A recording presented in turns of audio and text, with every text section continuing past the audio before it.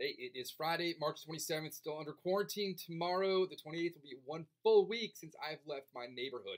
Don't really know what's going on out there. I decided to take a nap yesterday when I had some free time instead of fly tying videos. So I'm going to tie one today, and I'll just keep going as long as I'm not going to take more naps.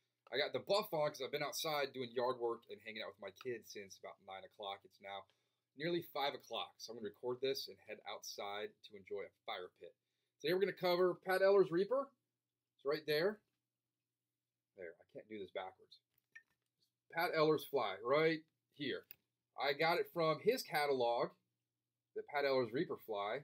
Never seen it before. Finally got this catalog, saw it there too, decided maybe I should try to learn how to tie this fly. There was no tutorials or anything online. All I could tell was it had some kind of ultra suede tail, a curved hook, some dumbbell eyes, and filler in between, and a skirt.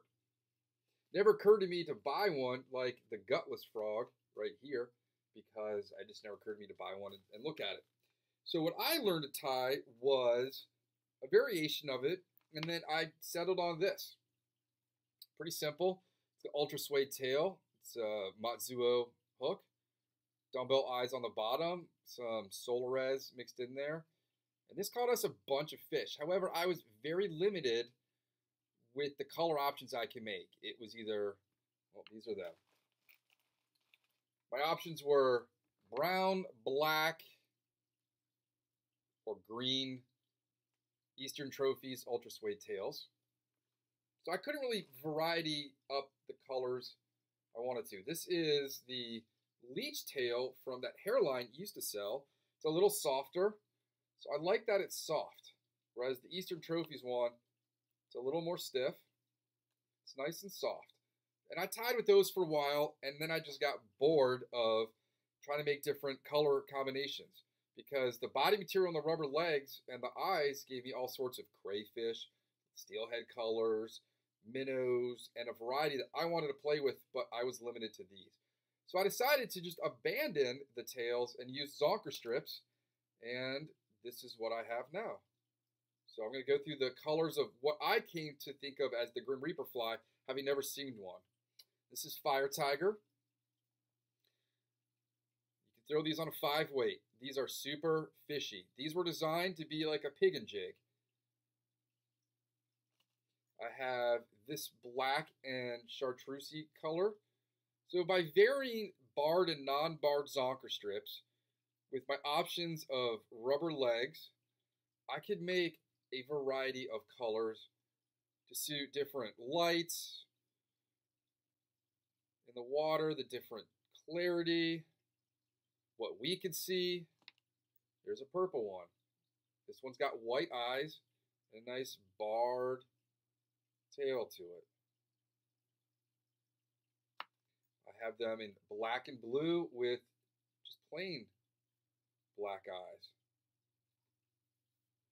These have a fantastic jigging motion, especially when you let them sit on the bottom like this one and make it move like a snapping little crayfish in the water. We see fish move several feet out of their way to eat these. And the last color I'm going to show you after this is the one I'm going to tie. This fly has very few materials, easily accessible. It's very durable.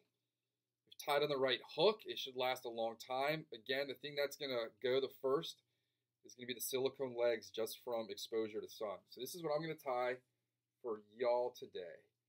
My take on Pat Ehler's Grim Reaper fly. The hook I'm going to use is a Matsuo X Wide Gap Worm Hook size 1. I'm going to use, for the body, dyed UV polar chenille. And I'm going to show you, this is the one I'm going to use. They're all different. This one has got very short fibers to it, whereas this one, Rusty Copper, they're much longer and softer. So the fly itself will look different based on these fluorescent ones are short and bristly,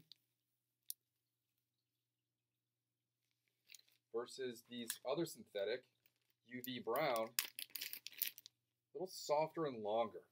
You get different wraps. Now, before this was available, I used to use icicle chenille that I would get from Turkey online and other sewing and knitting threads and yarns. So the rubber legs then to match this color scheme are going to be crazy leg, yellow chartreuse. I'm going to use painted lead eyes, size large. And for the tail, I am going to use Tide Barred Magnum Zonker strips. So, if I want to show the difference in Zonker strips,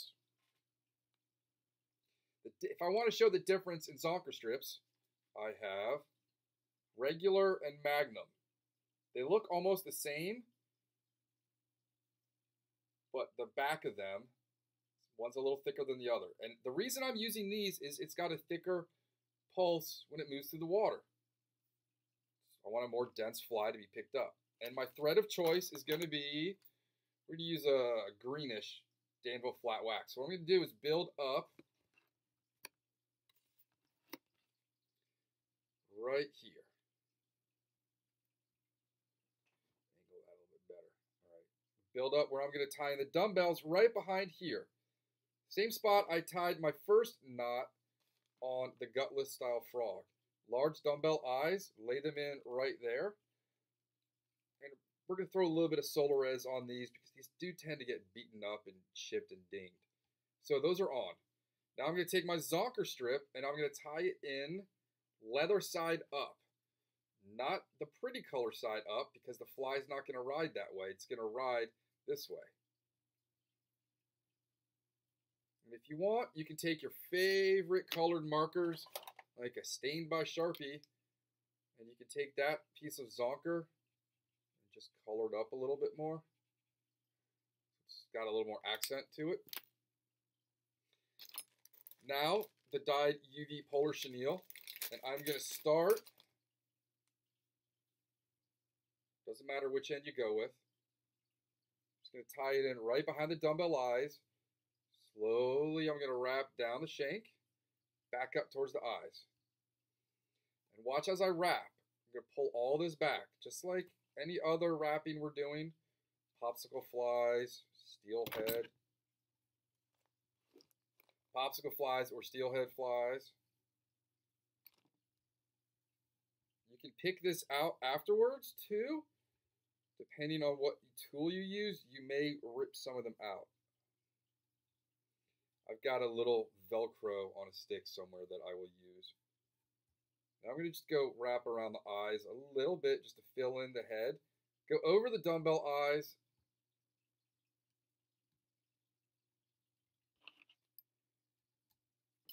There, I'm going to pick it out one last time. Be careful, these Matsuo hooks are beyond sharp.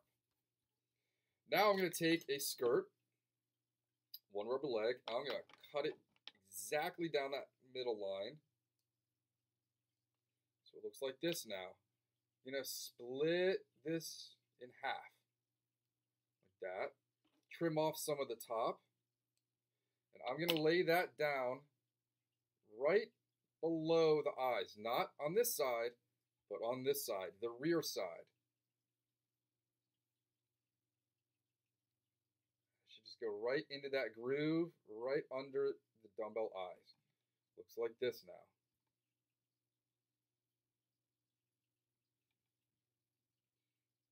And now I'm going to flip it over, do the other side.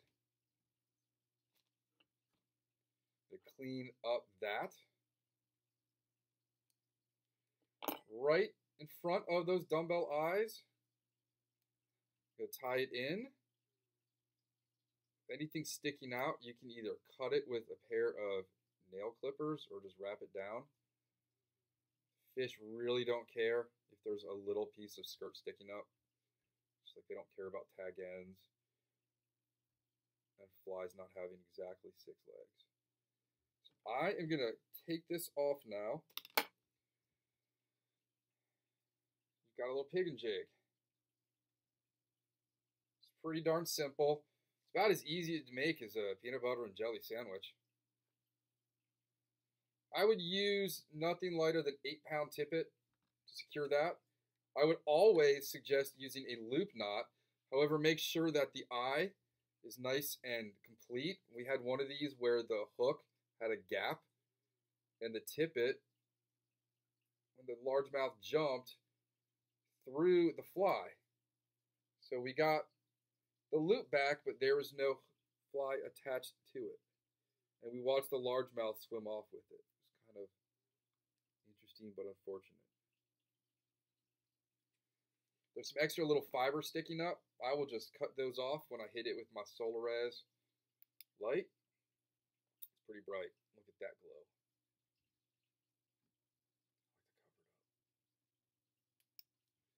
There you got it. My take on Pat Ehler's brilliant fly,